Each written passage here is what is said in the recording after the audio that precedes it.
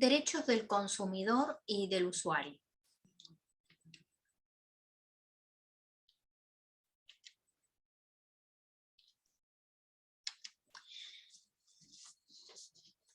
Mi nombre es Ángela Pinacchio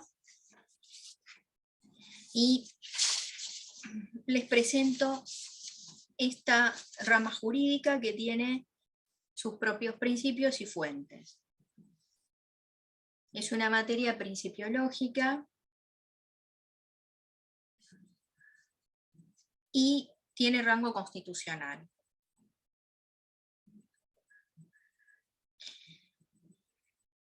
¿A quiénes protege?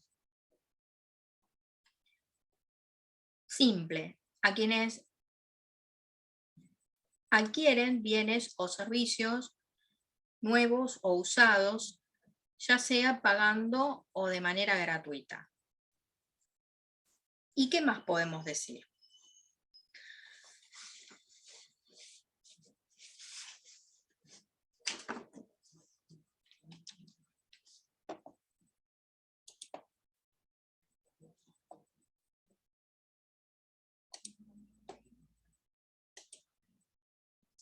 Introducción. Antecedentes normativos. Podemos remontarnos a la ley 13.526, a la ley de abastecimiento, a la ley de defensa de la competencia, de lealtad comercial.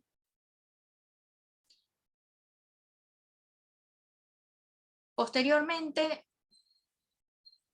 encabezando la línea de tiempo, imaginariamente trazamos una ruta cronológica y vamos a marcar como momento hito, como un momento crucial, bueno, ya la ley 24240 en el año 1993, puntualmente el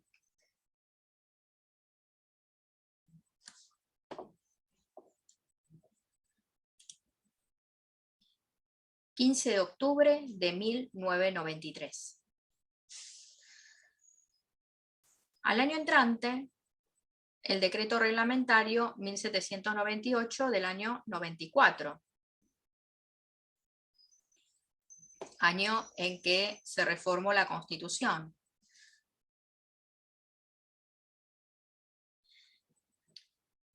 Al reformarse la Constitución, se incorporaron los derechos de tercera generación,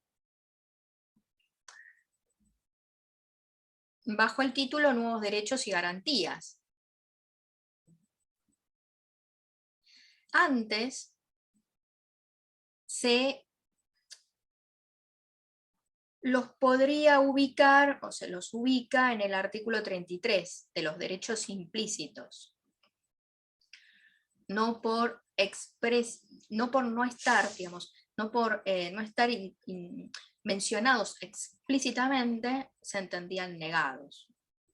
Al contrario, el artículo 33 se lo denomina así, doctrina de los derechos implícitos.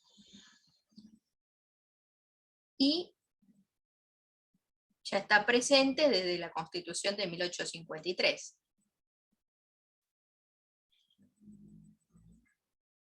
Pues bien, al reformarse la Constitución, 1994, se introducen los derechos de tercera generación,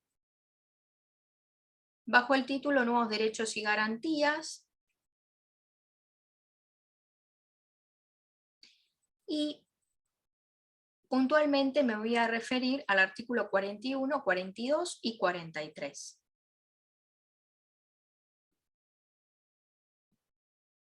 El artículo 41,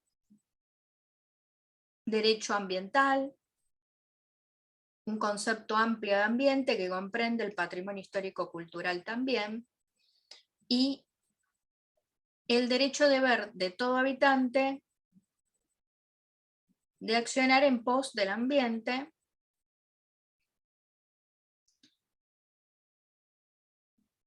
y el concepto ético de explotación de los recursos naturales de forma de satisfacer las necesidades de generaciones presentes sin comprometer el de las generaciones futuras.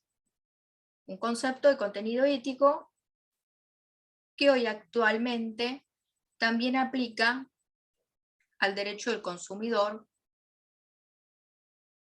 por decir una normativa, el artículo 1094 del Código Civil y Comercial.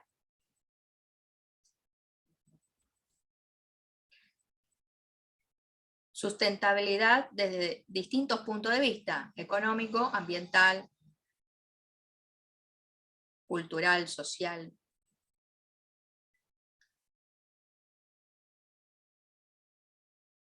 Hay una superación del criterio clásico del derecho subjetivo de alcance individual. Se avanza a la idea del derecho subjetivo colectivo, al principio denominado de incidencia colectiva o interés difuso.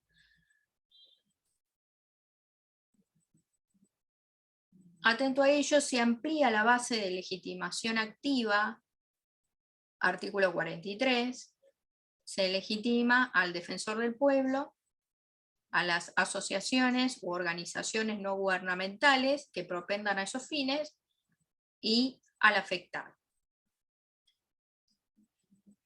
El artículo 42 de la Constitución Nacional refiere explícitamente al derecho del consumidor y usuario.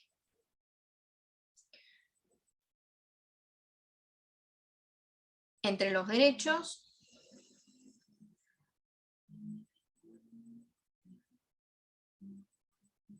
trato digno y equitativo, información y educación para el consumo, calidad y eficiencia en los servicios públicos, libertad de elección, participación y organización de asociaciones en defensa de derechos del consumidor,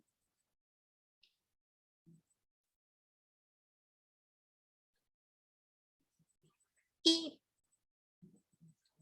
al mismo tiempo hay que citar los tratados que tienen jerarquía constitucional, que fueron introducidos en el inciso 22 mencionados. Denomina así el bloque de constitucionalidad federal, que está conformado por la Constitución y los tratados de derechos humanos, que tienen una jerarquía comparable a la ley suprema.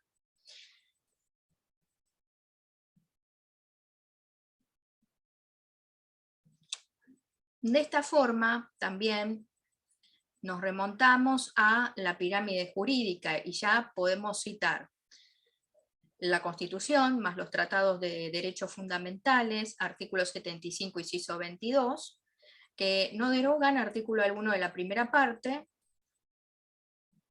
suman derechos, suman en función del principio de progresividad la Carta de Derechos y se entienden complementarios a los derechos y garantías y tienen una jerarquía comparable a la Constitución.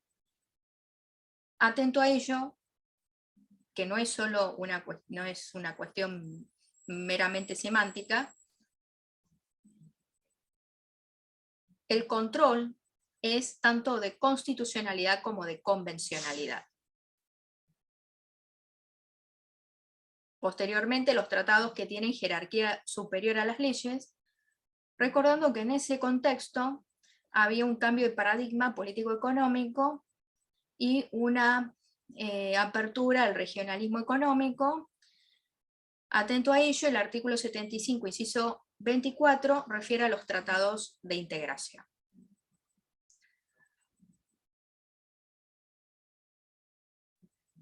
Entonces, en una lectura armónica podemos ir construyendo esta pirámide jurídica que continúa luego con las leyes de alcance nacional, entre las cuales está la ley 24.240, que conforme el artículo 65 de dicha ley, tiene un alcance a todo el territorio nacional, es de orden público y no requiere de adhesión de las provincias y alcanza con la reglamentación local que nunca puede ser regresiva, sino progresiva. El artículo 75, inciso 12 de la Constitución Nacional, además nos habla del código, de los códigos civiles y comerciales. Bueno, la legislación civil y comercial unificada, separada. Bueno, en aquel entonces el régimen jurídico era un código civil y un código de comercio, legislando esas materias por separado.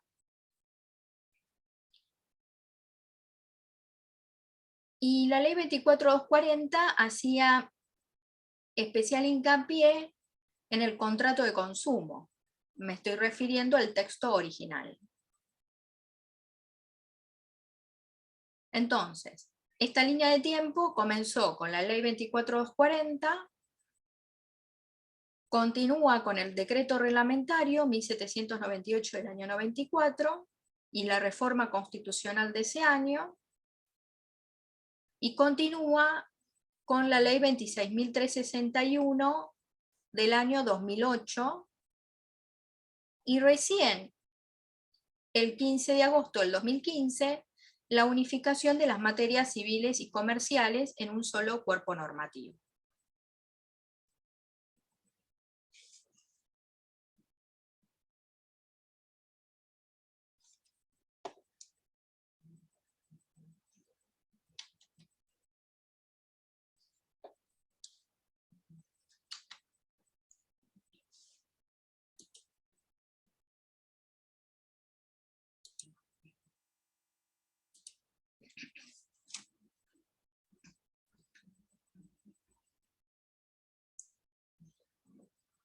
Así como desde el año 94 hay una superación de ese clásico concepto del derecho subjetivo individual hacia el reconocimiento de derechos subjetivos colectivos, que hoy también tiene su lugar en el Código Civil y Comercial. En la medida que ha ido avanzando el derecho del consumidor, ha entrado en crisis conceptos de la teoría clásica de los contratos.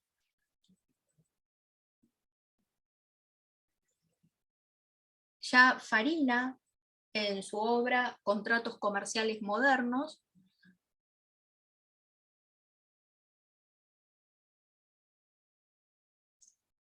una obra que data de esa época. Quiero encontrarles el año de publicación del libro.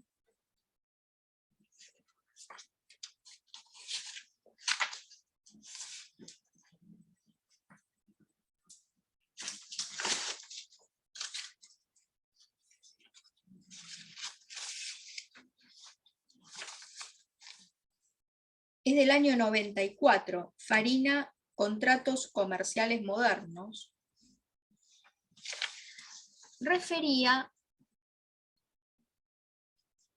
a contratos de adhesión, a cláusulas generales preimpresas, predispuestas en formularios preimpresos, es decir, empresas dirigiéndose a un número indeterminado de potenciales clientes con una técnica que ahorraba tiempo y costos de extender formularios entre paréntesis preimpresos, claro, con cláusulas generales predispuestas. Esto implica que el adherente no ha participado en la redacción de dichas cláusulas y se limita a decir sí o no. Si dice no, tiene que tener la posibilidad de poder elegir a otra empresa que en ese mercado le ofrezca un servicio equivalente bajo otros términos y condiciones que él, como adherente consumidor, esté dispuesto a aceptar. Si eso no sucede, estaríamos ante una situación de abuso de posición dominante en el mercado, artículos 10 y 11 del Código Civil y Comercial. Por eso también Farina dice, al proteger la competencia, la sana competencia, indirectamente se protege los derechos del consumidor. Este aquí que en ese decir sí o no al formulario, en realidad hay un asentimiento del adherente consumidor.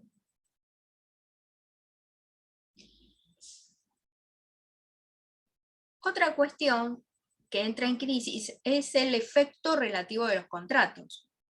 Primero, el adherente consumidor no participó de la redacción de esas cláusulas. No estamos ante un verdadero consentimiento, sino de un asentimiento si adhiere a esas cláusulas. Y por otro, entra en crisis este concepto del efecto relativo de los contratos. Lo repasamos. La idea clásica es que, bueno, los contratos celebrados a la par entre las partes, por eso el nombre contratos paritarios o discrecionales, parte de la base de que cada uno de los co-contratantes está en pie de igualdad, celebrando ese contrato, negociando y llegando a un acuerdo acerca del contenido de ese contrato. Ya esto decimos que no es así, porque en el contexto actual y en un desarrollo que viene gestándose, al menos aquí en el país, desde el año 1994, si quiero marcar como hito la ley 24240, y de ahí en adelante. Y bueno, ya partimos de la base de que el consumidor no tiene suficiente poder de negociación, no ha impuesto las cláusulas, ni ha participado en la redacción de esas cláusulas, no tiene suficiente poder para hacer visibilizar sus intereses, no necesariamente está informado y educado para el consumo. Es el proveedor el que está mejor organizado, que sabe acerca de las condiciones de comercialización, de la fijación del precio, de la estructura de costos. Tiene llegada para visibilizar sus intereses, ha impuesto y ha redactado las cláusulas de ese contrato. Hay una relación desigual, o sea, no es pareja, es desigual. Hay un desequilibrio y el sujeto de preferente tutela es el consumidor y el usuario, ¿sí? Por otro lado, hablamos ya del concepto de vulnerabilidad estructural, pero a su vez hay sujetos que se encuentran en una especial dificultad para el acceso a la justicia y de poder ejercer con plenitud sus derechos, a lo cual ya le sumamos una vulnerabilidad agravada por diferentes razones, culturales, sociales, económicas, étnicas, etc. Y les puedo citar tanto las reglas de Brasilia como la resolución 139 del año 2020. Entonces, el concepto de hipervulnerables. Una persona mayor de 70 años, un niño o niña adolescente, migrante, turista, ruralismo, residir en barrios populares, pertenecer a comunidades indígenas, en una especial situación socioeconómica, jubilado, pensionado, percibir el seguro de desempleo, tener un trabajo en relación de dependencia con una remuneración bruta inferior, o mejor dicho, que no supere los 2 salarios mínimos vitales y móviles.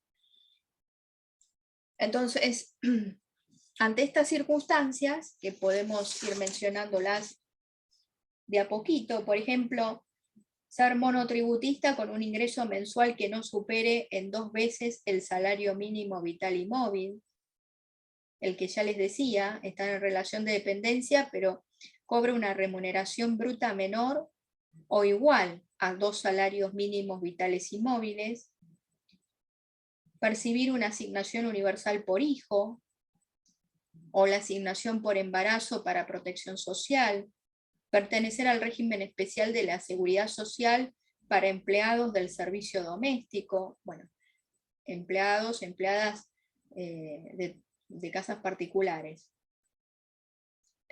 cobrar el seguro de desempleo, ser titular de una pensión vitalicia de veterano de guerra del Atlántico Sur,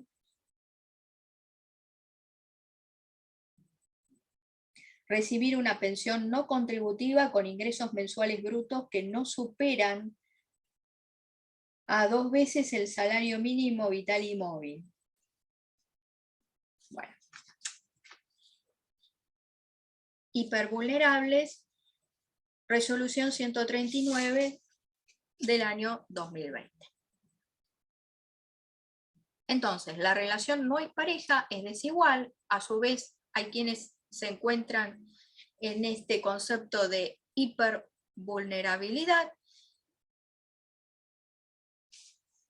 Y el artículo 40 de la ley 24.240. El artículo 40 refiere a la responsabilidad solidaria y objetiva.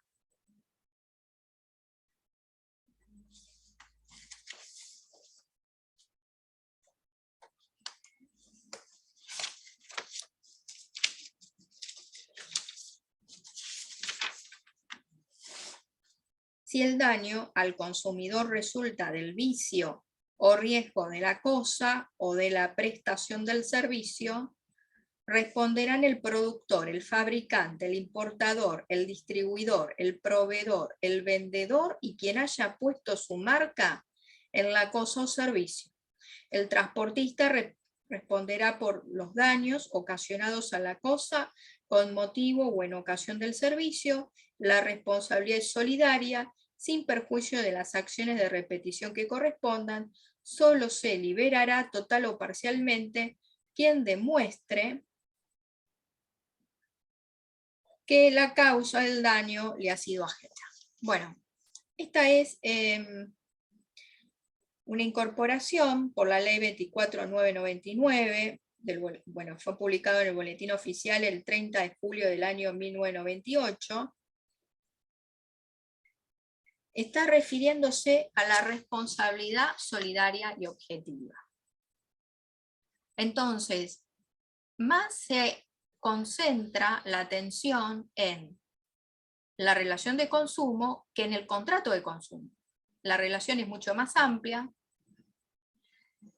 lo cual abarca las tratativas comerciales, prácticas dirigidas a sujetos determinables o no,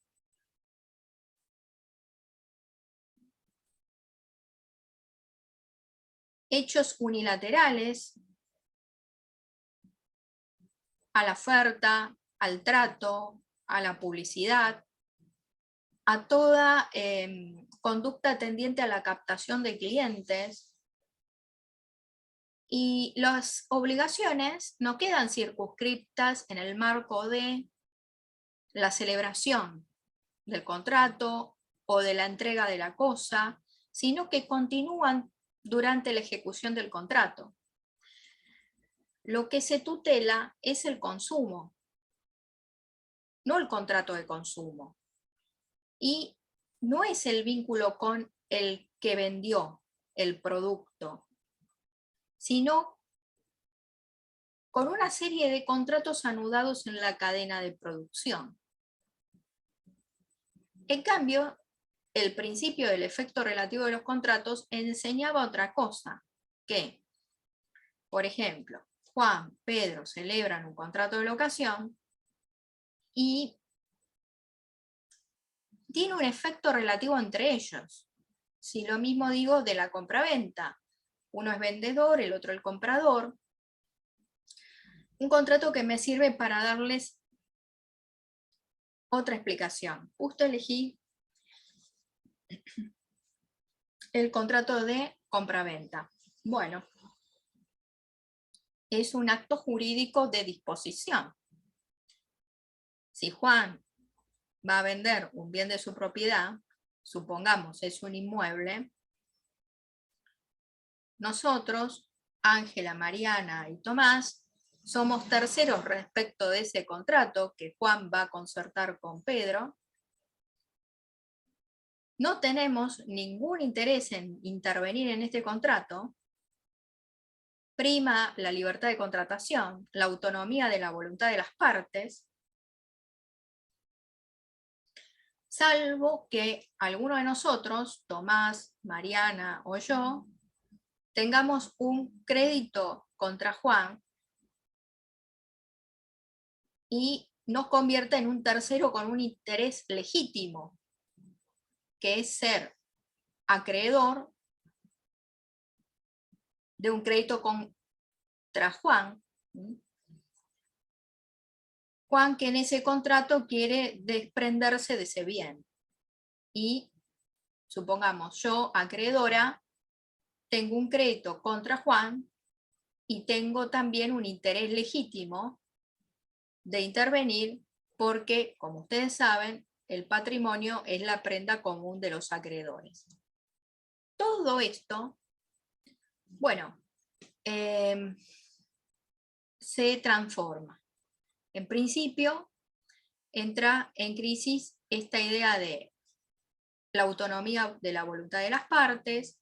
En realidad es un pseudo consentimiento, ya que el adherente consumidor da un asentimiento, y entra en crisis el efecto relativo de los contratos por aplicación del artículo 40 de la Ley de Defensa del Consumidor. Y respecto de la fuerza obligatoria de los contratos, tenemos para decir algo más. Ya lo que es materia consumeril es de orden público e irrenunciable. Desde la Ley 2440 y también citando normativas del Código Civil y Comercial.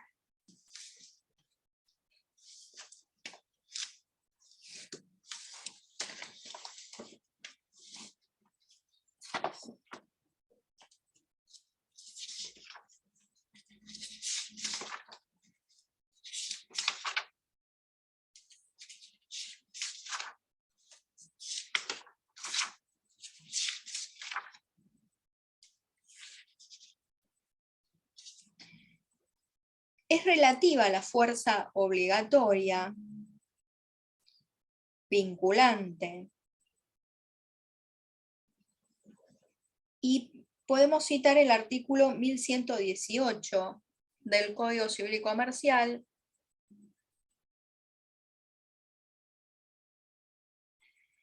hay una presunción de la no legalidad contractual por el principio de orden público.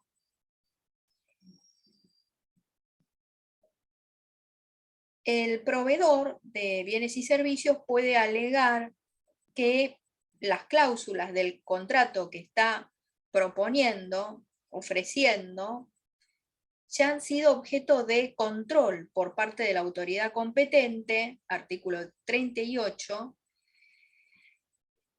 y de esa forma la proveedora está buscando alegar que esas cláusulas revisten legitimidad. Sin embargo, también son susceptibles de un control judicial.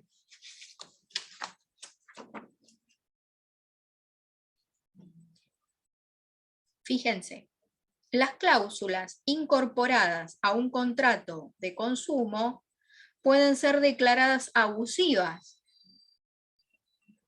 aun cuando sean negociadas individualmente o aprobadas expresamente por el consumidor. No alcanza con que el consumidor haya dado ese pseudo consentimiento, ese asentimiento.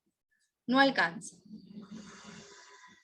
Porque la normativa de orden público y sus derechos son irrenunciables. Acabo de leerles el artículo 1118 del Código Civil y Comercial, pero también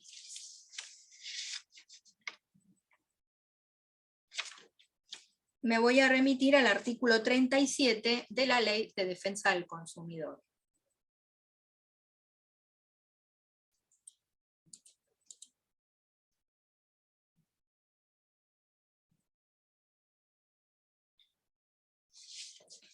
Sin perjuicio de la validez del contrato, se tendrán por no convenidas las cláusulas que desnaturalicen las obligaciones o limiten la responsabilidad por daños, las cláusulas que importen renuncia o restricción de los derechos del consumidor o amplíen los derechos de la otra parte, las cláusulas que contengan cualquier precepto que imponga la inversión de la carga de la prueba en perjuicio del consumidor. Este artículo lo voy a volver a citar, es importante.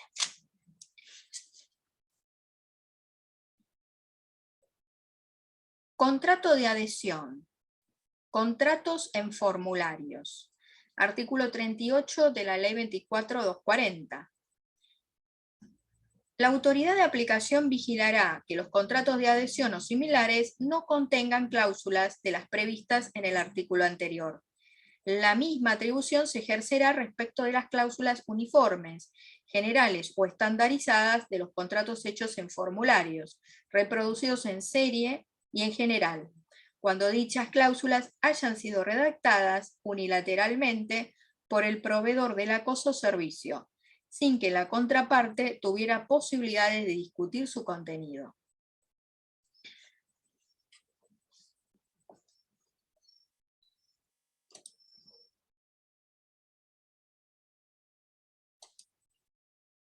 Contratos de adhesión.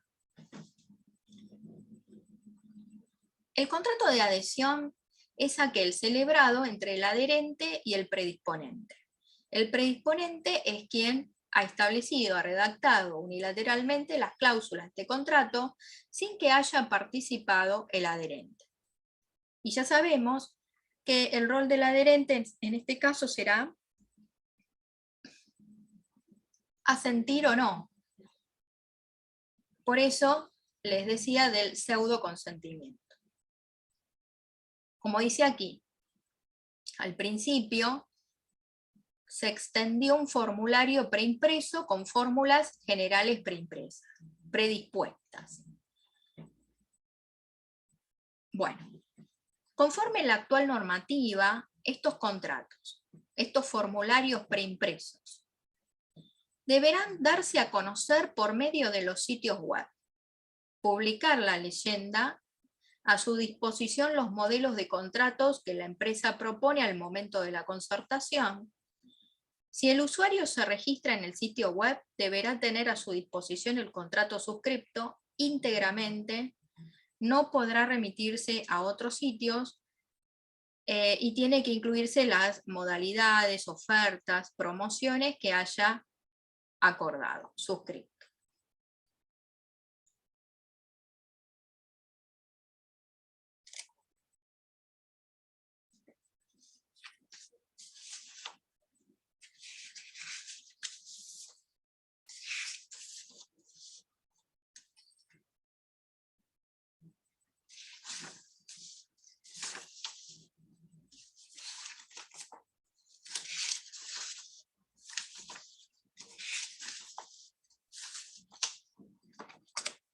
Entonces,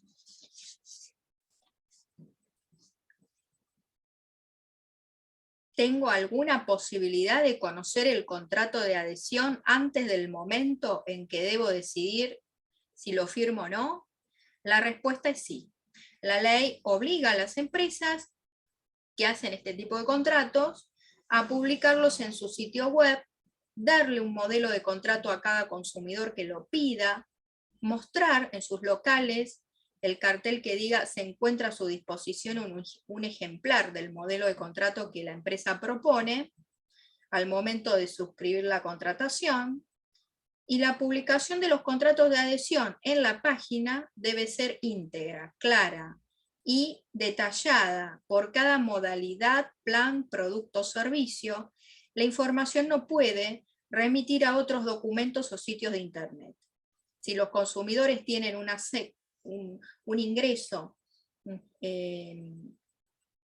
particular o un usuario registrado en la página del proveedor, debe estar disponible en el sitio el contrato firmado por el consumidor y las ofertas o promociones especiales que haya pactado.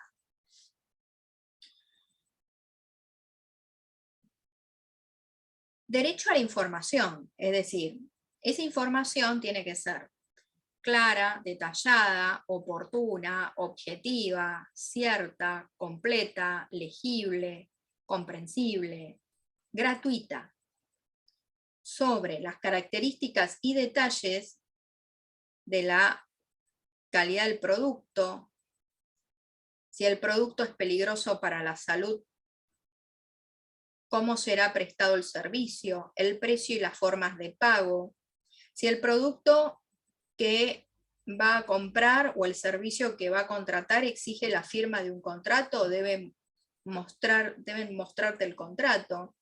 La información debe ser siempre gratuita.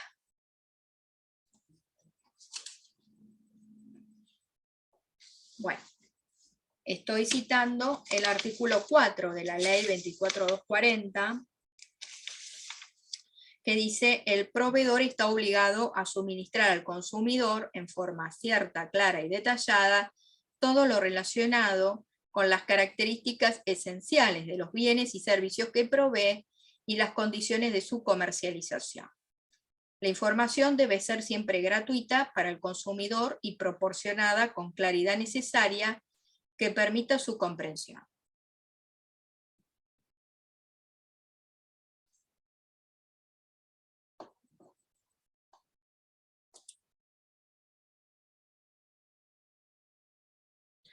Bueno, me estaba refiriendo a los contratos de adhesión, que hay dos partes, una se llama predisponente, el otro adherente, los contratos de consumo como contratos de adhesión, el pseudoconsentimiento, y que en el caso de que la empresa emplee este tipo de formularios preimpresos con fórmulas generales predispuestas, que bueno, están sujetas a un control, deben darse a conocer estos formularios y deben estar a disposición del usuario, del consumidor. Por eso, en la presentación les cito los artículos 37 y 38. El artículo 37, recuerden lo siguiente, decía que se entenderán por no convenidas determinadas cláusulas, aquellas que impliquen una renuncia de derechos, que desnaturalicen las obligaciones del proveedor o que sean limitativas o exonerativas de responsabilidad para el proveedor, o cláusulas que contengan cualquier precepto que imponga la inversión de la carga de la prueba en perjuicio del consumidor. Y también le cito aquí el artículo 38, que nos dice de el control que ejerce la autoridad administrativa. Esto es sin perjuicio de que son pasibles de un control judicial también. Artículo 1118 del Código Civil y Comercial.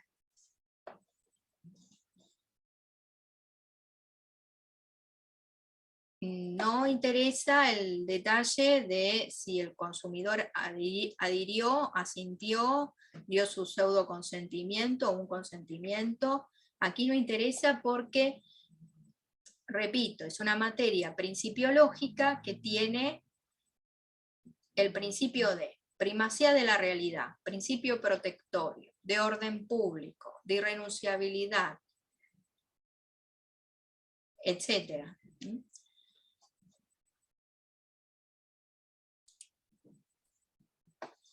Consumidor o usuario. Es importantísimo poder encuadrar una X situación como una relación de consumo, porque a partir de ahí la normativa aplicable, la competencia de la autoridad administrativa y judicial, respectivamente, y los procedimientos a seguir. Conceptos de consumidor. Artículo 1. La presente ley tiene por objeto la defensa del consumidor o usuario. Se considera consumidor a la persona humana o jurídica que adquiera o utilice en forma gratuita u onerosa bienes o servicios como destinatario final en beneficio propio o de su grupo familiar o social. Esto es porque se tutela al consumidor como consumidor final. Es decir, no es que adquirió el producto para volverlo a la producción de otros bienes y servicios. Está consumiendo para su provecho personal. Es un consumidor final. En el Código Civil y Comercial van a encontrar una definición semejante.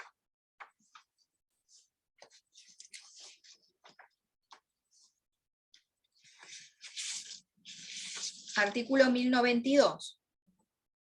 Primero, relación de consumo es el vínculo jurídico entre un proveedor y un consumidor. Nos remite también al artículo 3 de la Ley 2440, punto seguido, se considera consumidor a la persona humana o jurídica que adquiere o utiliza en forma gratuita u onerosa bienes o servicios como destinatario final. Y el segundo párrafo del artículo 1092 dice: queda equiparado al consumidor quien, sin ser parte de una relación de consumo, como consecuencia o en ocasión de ella, adquiere o utiliza bienes o servicios en forma gratuita u onerosa como destinatario final en beneficio propio o de su grupo familiar o social. El segundo párrafo del artículo 1092 se refiere al consumidor indirecto, también llamado consumidor del consumidor, consumidor conexo. Es aquel que entabla con el proveedor solo una relación mediata. Presupone la existencia de otro consumidor que sí entabla una relación directa con el proveedor.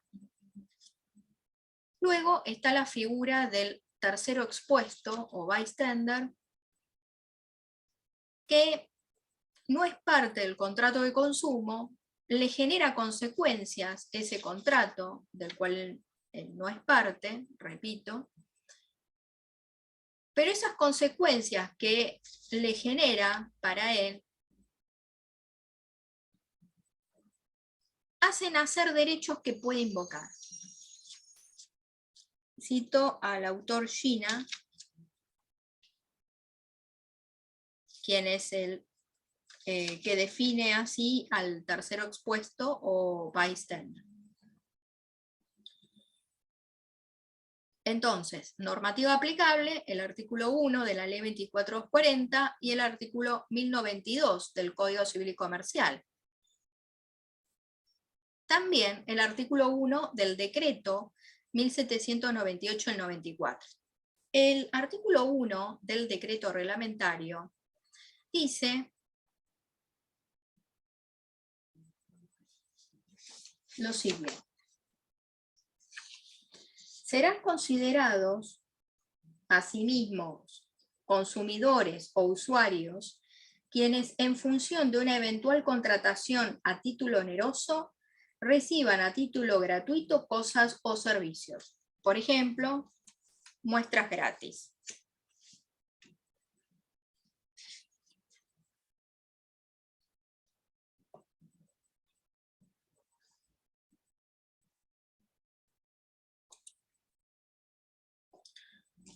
La otra punta de la relación laboral es el proveedor de bienes y servicios.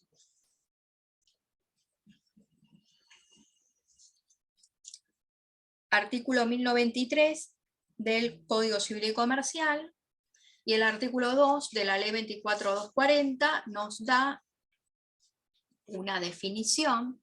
El proveedor de bienes y servicios es una persona humana o jurídica que en forma ocasional o profesional, de naturaleza pública o privada, provee de bienes y servicios a un consumidor o usuario final.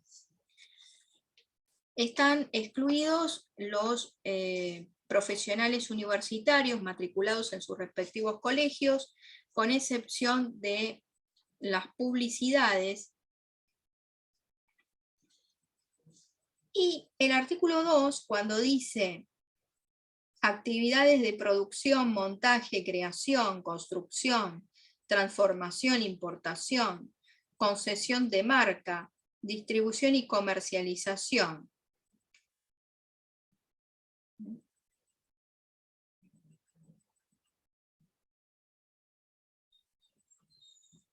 Bien.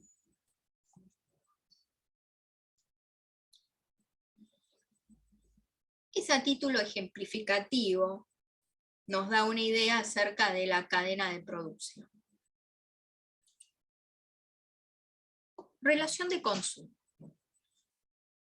No distinguimos entre responsabilidad contractual o no, comprende las prácticas comerciales dirigidas a personas determinables o no. Normativas, artículo 1096, 1097, 1098, 1099 del Código, y otras de la Ley 24.240, como son el artículo 4, 7, 8, 8 bis, 9 y 10 bis, también el artículo 37 y 38 que acabo de citarles. Bueno. Artículo 1096.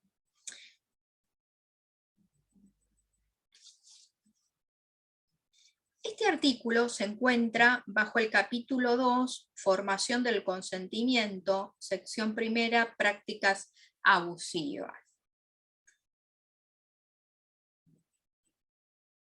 Como les decía, al tener la mirada puesta en la relación de consumo, excede el contrato y también nos enfocamos en la etapa precontractual. El artículo 1096 nos dice acerca del ámbito de aplicación, es decir, a qué nos referimos con prácticas abusivas y en qué contexto aplicamos la normativa.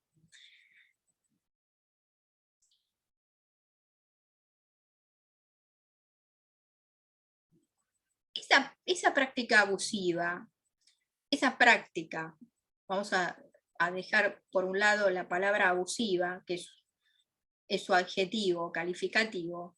Estas prácticas están dirigidas a personas expuestas a ellas, y pueden ser al momento determinables o no. Sean consumidores o sujetos equiparados, conforme lo dispuesto en el artículo 1092. O sea, estas prácticas están dirigidas a personas determinables o no. Consumidores o sujetos equiparados según el artículo 1092, segundo párrafo. Posteriormente, se refiere al trato digno, no discriminatorio, equitativo, que tienen rango constitucional, primero porque dice así explícitamente el artículo 42, que el consumidor tiene derecho a trato digno y equitativo, y sumamos los tratados que tienen jerarquía constitucional. Por eso es que al leer el artículo 1097, dice, la dignidad de la persona debe ser respetada conforme los criterios generales que surgen de los tratados de derechos humanos. Ese trato no puede ser humillante, vergonzoso,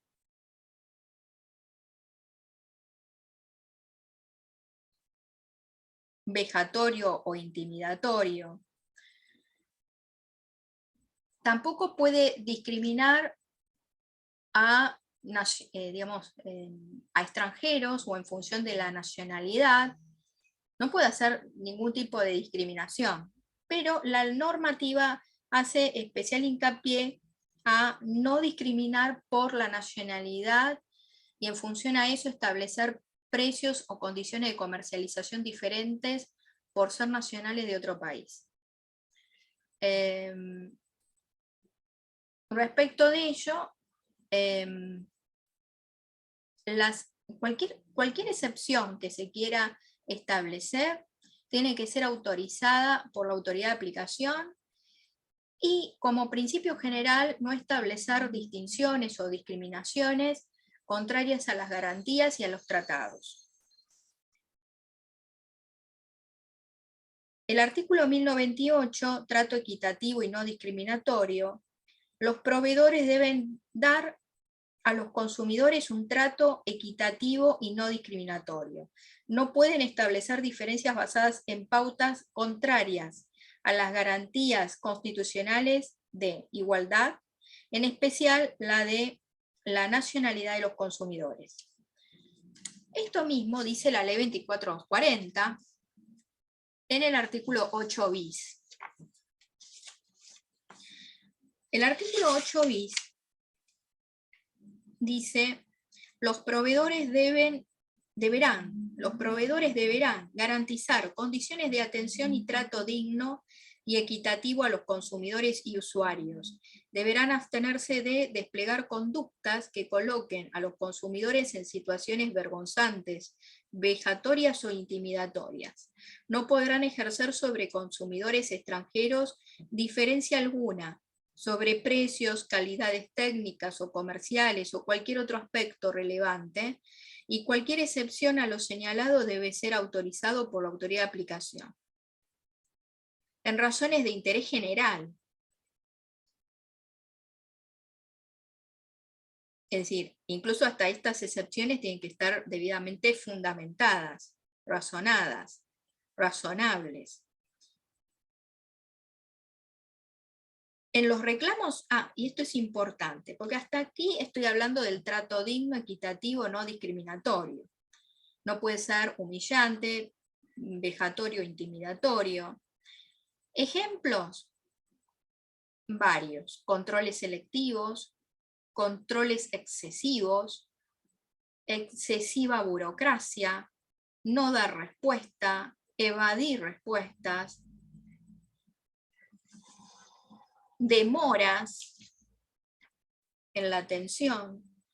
Y el artículo 8 bis continúa y dice, en los reclamos extrajudiciales de deudas deberán abstenerse de utilizar cualquier medio que le otorgue la apariencia de reclamo judicial.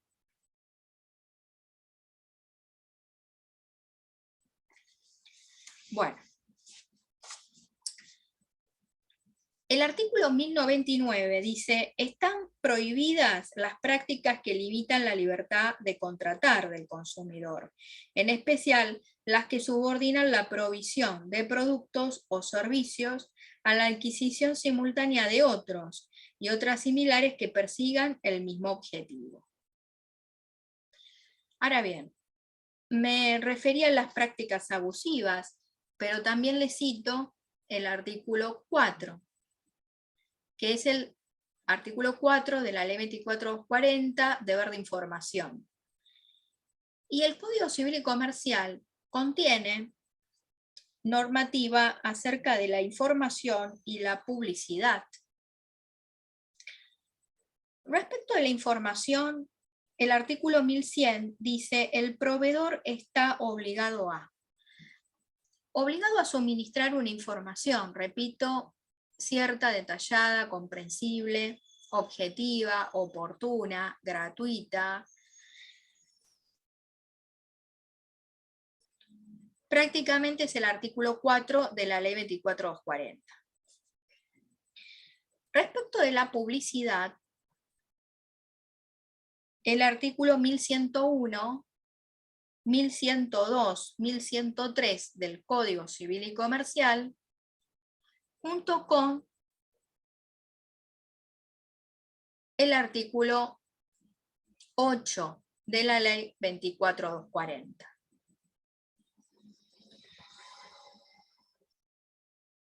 Hay publicidades que están prohibidas. Por ejemplo, contener indicaciones que induzcan a error. Contener indicaciones en la publicidad acerca del producto que induzcan a error al consumidor. O en la publicidad, incentivar una conducta que pone en peligro al consumidor. O establecer comparaciones que induzcan a error al consumidor. Esto que acabo de mencionar está en el artículo 1101, publicidades prohibidas. Contenga indicaciones falsas o de naturaleza tal que induzca o pueda inducir a error al consumidor. Cuando recae en elementos esenciales del producto o servicio. Que efectúe comparaciones de bienes o servicios cuando sea de naturaleza tal que conduzcan a error al consumidor, sea abusiva, discriminatoria o induzca al consumidor a comportarse de forma perjudicial o peligrosa para su salud o seguridad.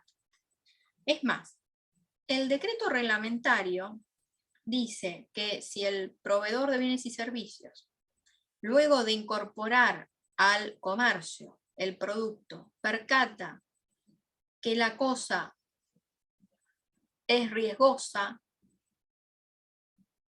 tiene que comunicar de ello a la autoridad de aplicación y comunicarlo a través de la publicidad al consumidor.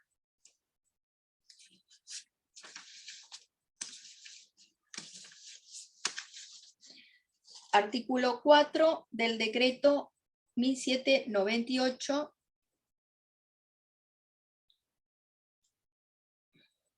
del 94. Los proveedores de cosas o servicios que, posteriormente a la introducción de los mismos en el mercado, tengan conocimiento de su peligrosidad, de su riesgo, deberán comunicar inmediatamente tal circunstancia a las autoridades y a los consumidores mediante anuncios publicitarios suficientes. Bueno, supongan ustedes que percatamos la existencia de publicidad que anda circulando prohibida en los términos del artículo 1101. ¿Qué puede hacer el consumidor? ¿Qué puede pedir? Puede pedir la cesación de la publicidad ilícita, anuncios rectificatorios y de la sentencia condenatoria su publicación a cargo del demandado. Repito, la cesación de la publicidad ilícita, la publicación a cargo del demandado de anuncios rectificatorios y de la sentencia condenatoria. El artículo 1103 dice que la publicidad obliga. La publicidad obliga y se entiende que forma parte del contrato, y esto mismo dice el artículo 8 de la ley 24.240. Y el artículo 8, a su vez, incorpora algo más. En los casos en que la oferta de bienes y servicios se realice mediante sistema de compra telefónica, catálogos o correo, debe incluirse el nombre, domicilio y número de quit del oferente. Leemos, bueno, voy a leer completo el artículo 8 de la ley. Las precisiones formuladas en la publicidad o anuncios prospectos, circulares u otros medios de difusión se tienen por incluidas en el contrato con el consumidor y obligan al oferente.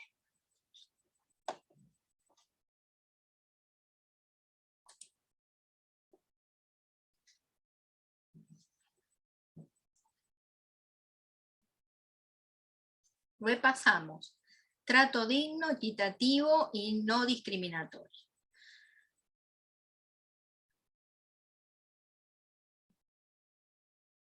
No puede depararse, digamos, no puede dirigirse el proveedor con un trato vejatorio, humillante o vergonzoso. No puede poner al consumidor en esta situación. No puede efectuar discriminaciones de ningún tipo. La normativa se especializa en el tema de no discriminar en función de la nacionalidad. No puede establecer discriminaciones de ningún tipo. No puede establecer distinciones contrarias a las garantías, a los tratados. Las excepciones deben estar autorizadas y a su vez esas excepciones tienen que estar fundamentadas en razones de interés general, fundamentadas. Está prohibido subordinar la adquisición de productos a la adquisición simultánea de otros. Y prohibido disfrazar una reclamación extrajudicial como judicial para el cobro de deudas. Bueno, algunos ejemplos.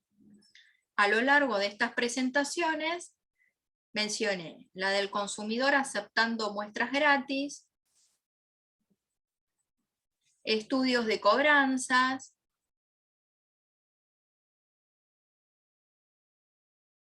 largas esperas, respuestas evasivas o no responder ante consultas, excesiva burocracia, controles selectivos y excesivos, etc. Respecto de esto que menciono aquí, de estudio de cobranzas, si se aplicara en estas situaciones lo que dice el artículo 8 bis de la ley. En los reclamos extrajudiciales de deudas deberán abstenerse de utilizar cualquier medio que le otorgue la apariencia de reclamo judicial.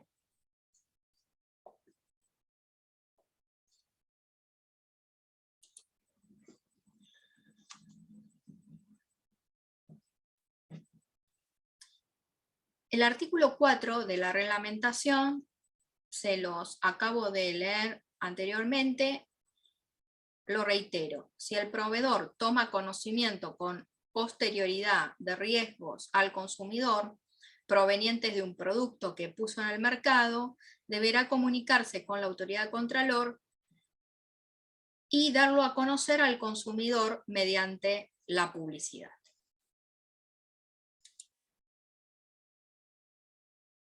Deber de información, el artículo 4 de la ley 24240 y el artículo 1100 del Código Civil y Comercial. Cierta, oportuna, comprensible, objetiva, detallada, gratuita. Sobre las condiciones de comercialización, característica de los bienes y servicios que ofrece.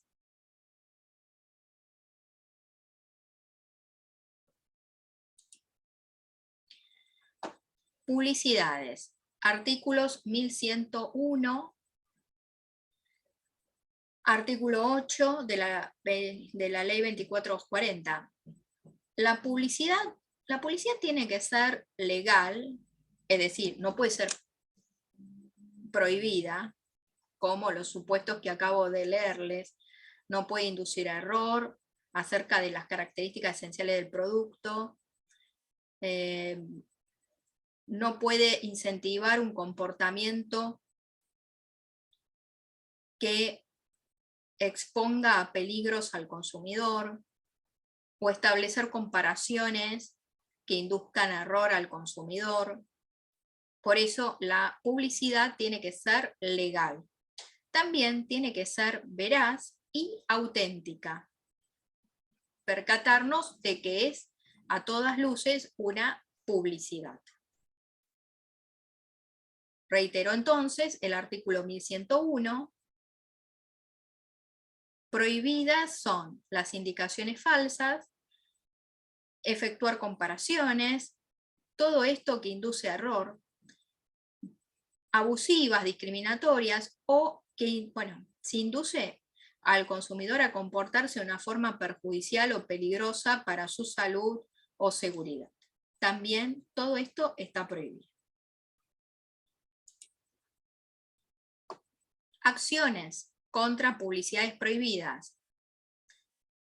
La cesación de la publicidad ilícita, la publicación a cargo del demandado de anuncios rectificatorios y de la sentencia condenatoria.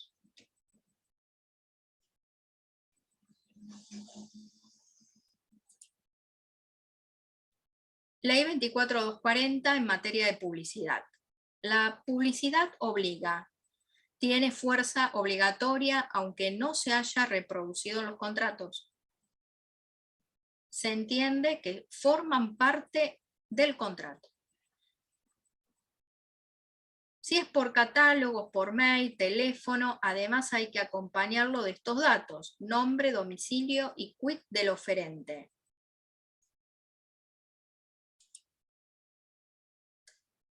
Aquí me voy a introducir en el tema de ofertas. Y les cito el artículo 7 de la ley 24240 y del decreto reglamentario 1798 del año 94. Primero,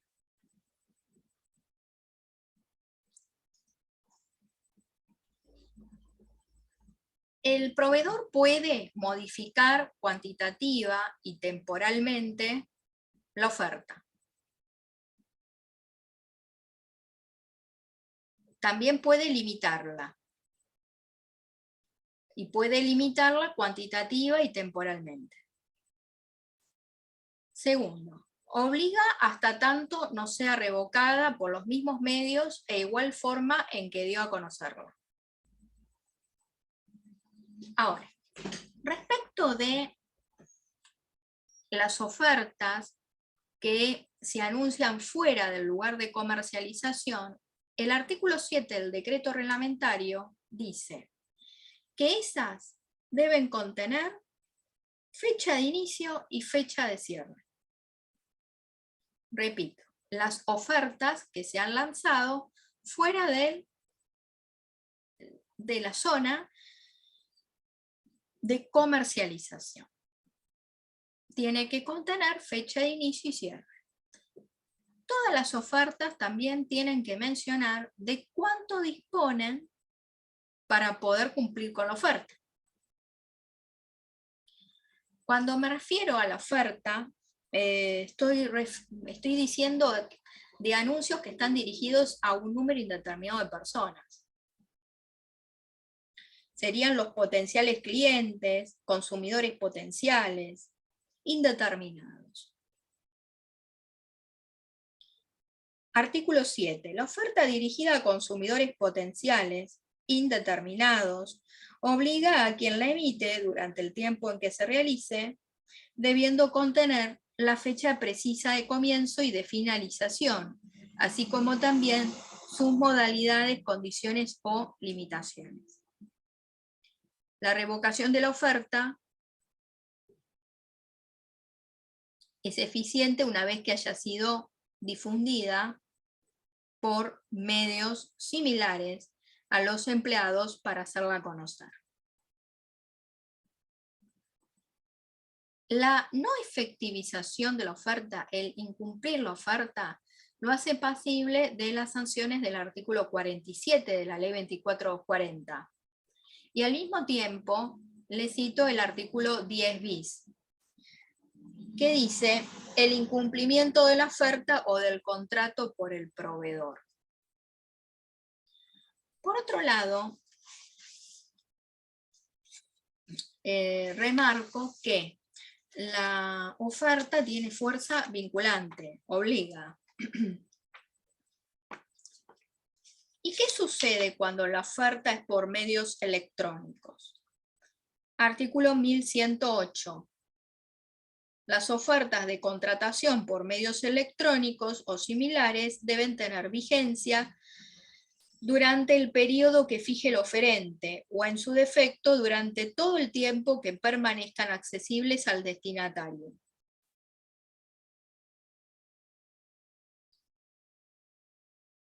El oferente debe confirmar por vía electrónica y sin demora la llegada de la aceptación.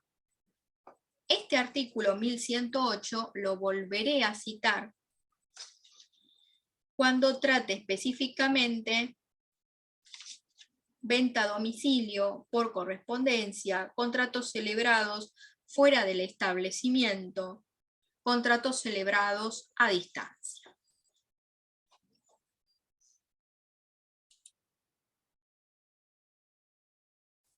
Entonces, de acuerdo a la reglamentación, si se oferta fuera del lugar de comercialización, deberá contener fecha de inicio y cierre. Deberá informarse de cuánto dispone para cumplir con la oferta. Si contiene contradicciones, se estará a la más favorable para el consumidor.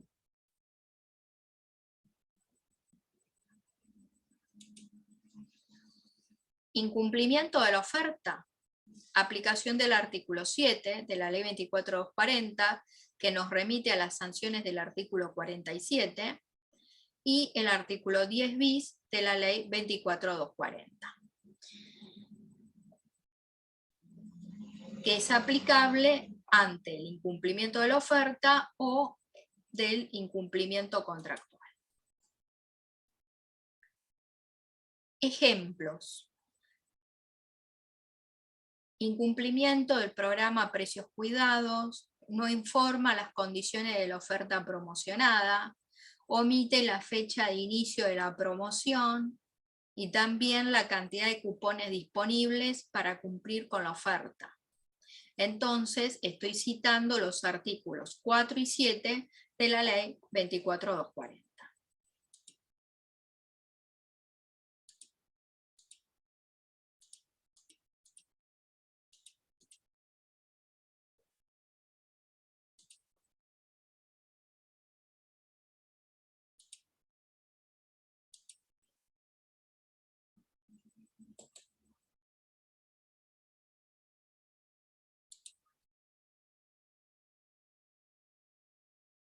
Eso es todo por esta presentación. Cualquier consulta puede contactarse. Me escribe especialistaenprocesos@gmail.com. Me puede escribir en comentarios. Muchísimas gracias por su atención.